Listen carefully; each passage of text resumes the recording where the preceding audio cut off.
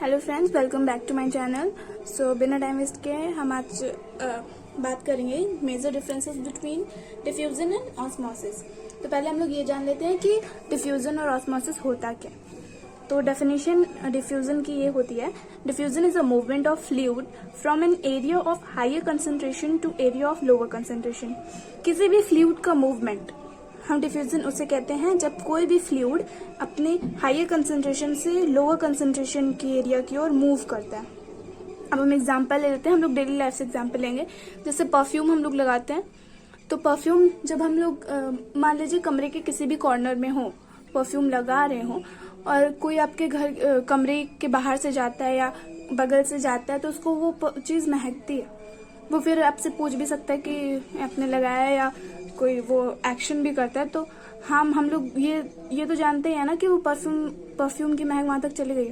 तो ये डिफ्यूजन का एग्जांपल होता है, यानी कि जो परफ्यूम था उसका कोई भी पार्टिकल, सॉल्वेंट या सॉल्यूट, कोई भी पार्टिकल, उसमें पार्टिकल्स फ्रीली मूव करते हैं।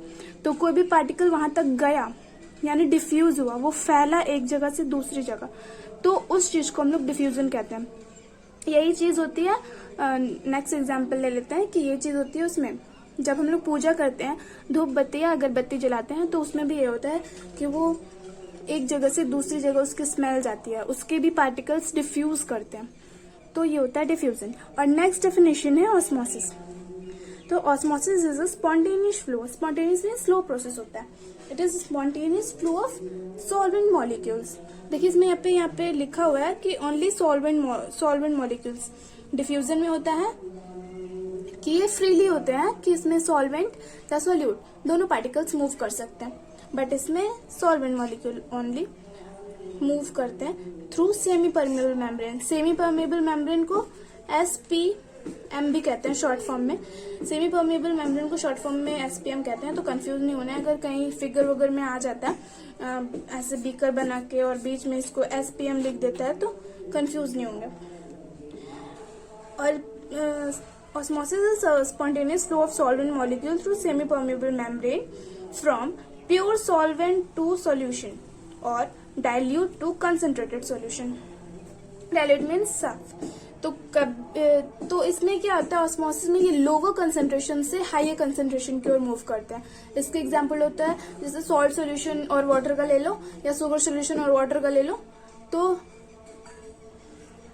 ये इसका एग्जांपल हो जाता है। क्योंकि इसमें जो पार्टिकल होता है, इसमें पार्टिकल कौन सा मूव करता है, बस और बस सॉल्वेंट पार्टिकल्स या मॉलिक्यूल भी बोल लो। तो अब हम इसके मेजर डिफरेंसेस के बारे में बात करते हैं। So let's talk about the major differences between osmosis and diffusion. तो पहला डिफरेंस है कि it does not need any semi permeable membrane, but osmosis में सेमी परमेबल मेम्ब्रेन नीड होती है। देखो डेफिनेशन में ही ज्यादा से ज्यादा डिफरेंसेस आ जाते हैं। अगर डेफिनेशन हम लोग समझ गए हैं, हम लोग उसका कॉन्सेप्ट समझ गए हैं, तो ज्यादा से 7, 8, 9, 10 डिफरेंसेस तो हम लोग ऐसे ही निकाल लेंगे। और दूसरा है molecule move from region of higher concentration to lower concentration. देखो डिफ्यूजन में क्या होता है कि हायर कंसंट्रेशन से लोअर कंसंट्रेशन की तरफ पार्टिकल्स मूव करते हैं या मॉलिक्यूल्स मूव करते हैं, बट ऑस्मोसिस में लोअर कंसंट्रेशन से हाइयर कंसंट्रेशन की रीजन की ओर मॉलिक्यूल्स मूव करते हैं। और इसमें कौन से मॉलिक्यूल मूव करते हैं, बस सॉल्वेंट मॉलिक्यूल्स। ये बात ध्यान रखना कि ऑस्मोसिस में सॉल्वेंट मॉलिक्यूल्स हमेशा मूव करते हैं through semi permeable membrane, but diffusion में ये कोई लिमिट नहीं होती है कि उसमें सॉल्वेंट मूव करेगा या सॉल्यूट। उसमें सबके लिए फ्री होता है कि दोनों में से कोई भी पार्टिकल मूव कर सकता है, डिफ्यूज कर सकता है। नाउ थर्ड मेजर डिफरेंस क्या है कि solute and solvent molecule are move freely. वही बात जो मैंने पहले बताई कि इसमें सॉल्यूट सॉल्वेंट दोनों मूव करते हैं, but it involve movement of solvent molecules. Osmosis में सॉल्वेंट मॉलिक्यूल बस मूव करता है। इट इज फोर्थ डिफरेंस है, it is common in gases as well as liquid. अब मैंने आपको एग्जाम्पल दिया था अगरबत्ती या परफ्यूम का, तो वो गैस होती है। परफ्यूम्स में भी समटाइम लिक्विड होते हैं, बट मेजरली गैस।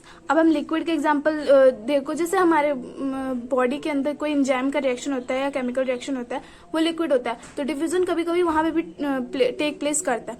और ऑस्मोसिस बस सॉल्यूशन के लिए, ये बस सॉल्यूशन जैसे हमारे बॉडी के अंदर भी सॉल्यूशन होता है, सेल्स में होता है साइट, तो वो सारी चीजें लिक्विड होती हैं, सेमी लिक्विड ऐसी चीजें होती हैं। तो ये गैस के लिए कभी नहीं होता, बस लिक्विड के या सॉल्यूशन के लिए होता है। ये दो चीज जिसमें मिली हुई हो उसके लिए होता है। फिफ्थ डिफरेंस है, it can't be prevented by external pressure. अब देखो, जैसे एग्जाम्पल था, हम एक एग्जाम्पल लेके चल रहे हैं तो हमें सही से क्लियर हो जाएगा। अब जब अगरबत्ती की जो खुशबू होती है, महक होती है परफ्यूम की, अब आप उसको बंद करो, मारो, उस कमरे को बंद कर दो, लेकिन फिर भी वो महक बाहर जाती है।